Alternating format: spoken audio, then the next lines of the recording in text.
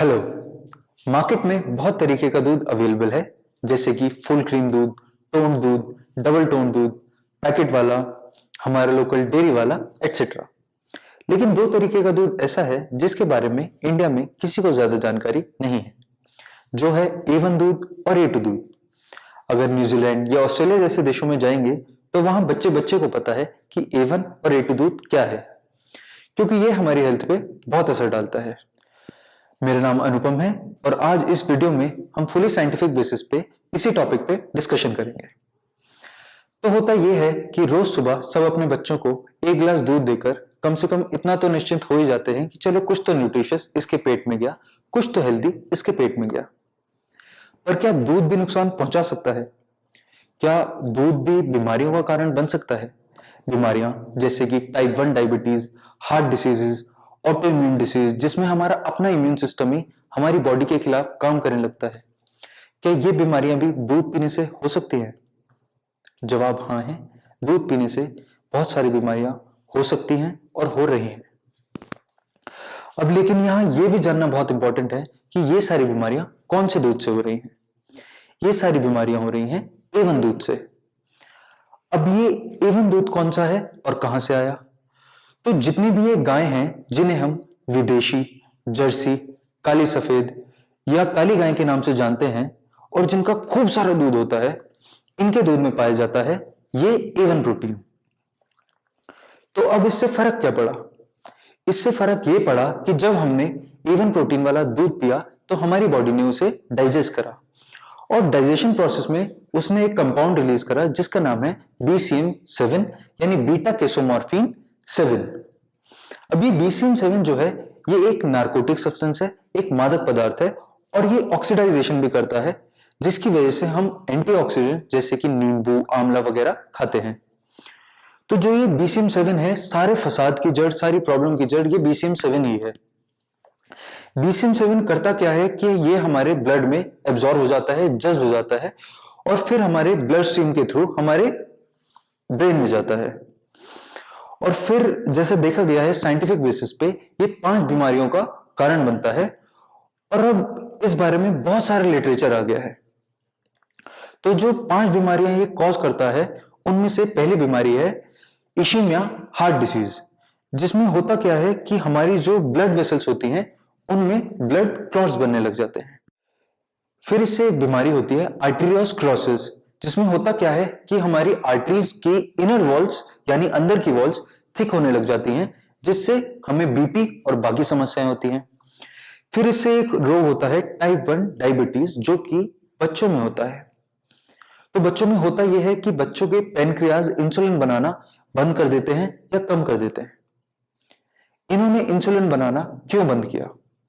इन्होंने इंसुलिन बनाना इसलिए बंद किया क्योंकि जो ये BCM7 है वो हमारे ब्रेन तक गया और उसने ब्रेन को ये मैसेज पहुंचाया कि जो पैनक्रियाज है इनसे इनकी इंसुलिन बनाने की शक्ति को ले लो या कम कर दो। फलस्वरूप हुआ ये कि हमारी बॉडी में इंसुलिन नहीं बना या कम बना, जिसकी वजह से टाइप 1 डायबिटीज हुआ।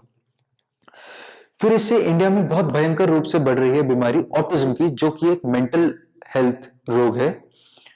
ऑटिज्म में होता क्या है कि हमने अक्सर देखा है कि कुछ बच्चे नॉर्मल होने के बावजूद भी अजीब सी हरकतें करते हैं। कभी कभार वो या तो हवा में बातें कर रहे होते हैं या हंस रहे होते हैं तो लंबे समय तक हंसते रहते हैं, या ताली बजा रहे होते हैं तो लंबे समय तक बेवजह ताली बजाते रहते हैं। तो जब साइंटिस्ट ने इनके ब्लड टेस्ट करे तो उस ब्लड टेस्ट में पाया गया कि इनके ब्लड में BCM7 की मात्रा नॉर्मल से कहीं ज्यादा है। अब BCM7 के आने का रास्ता भी हमें पता लग गया कि A1 प्रोटीन वाला दूध है।